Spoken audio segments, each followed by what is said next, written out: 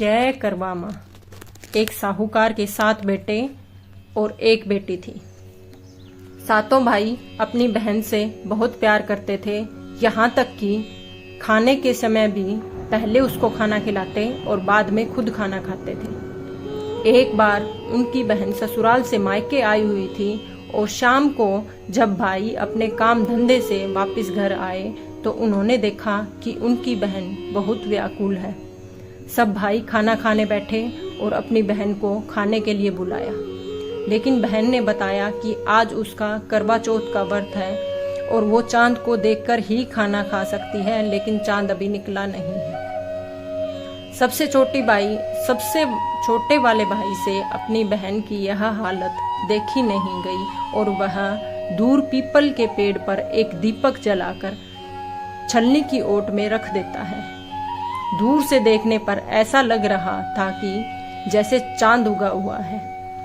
उस भाई ने घर आकर अपनी बहन को बताया कि चांद निकला हुआ है और तुम चांद को देखकर खाना खा सकती हो। उसकी बहन ने चांद को पानी दिया और पानी देकर खाना खाने बैठ गई। उसने पहला टुकड़ा मुंह में डाला तो उसको छींक आ गई, दूसरा टुकड़ा डाला तो उसमें बाल आ गया और तीसरा टुकड़ा मुंह में डाला तो उसे अपनी पति की मृत्यु का समाचार मिला।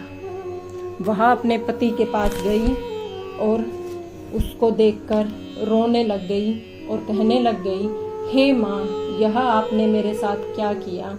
मुझे कौन से अपराध की सजा आपने दी है?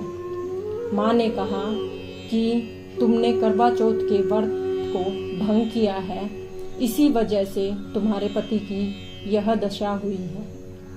अब तुम ऐसा करो कि 12 के 12 महीने चौथ का व्रत रखो और करवा चौथ का व्रत भी, अगला करवा चौथ का व्रत भी श्रद्धा और भक्ति भाव से करो तो तुम्हारा पति पुनर्जीवित हो उठेगा। माँ के ऐसे वचन सुनकर उसने 12 महीने तक चौथ का व्रत किया और करवा चौथ का व्रत भी बड़े भक्ति भाव से किया। इस प्रकार माँ की कृपा से उसका पति पुनर्जीवित हो उठा और वह बहुत खुश हो गई। उसने करवा माँ का धन्यवाद किया। करवा माँ ने जैसे उसके पति को जिंदा किया और उसके पति की आयु लंबी करी, वैसे सबके पतियों की आयु लंबी करे और करवा माँ सब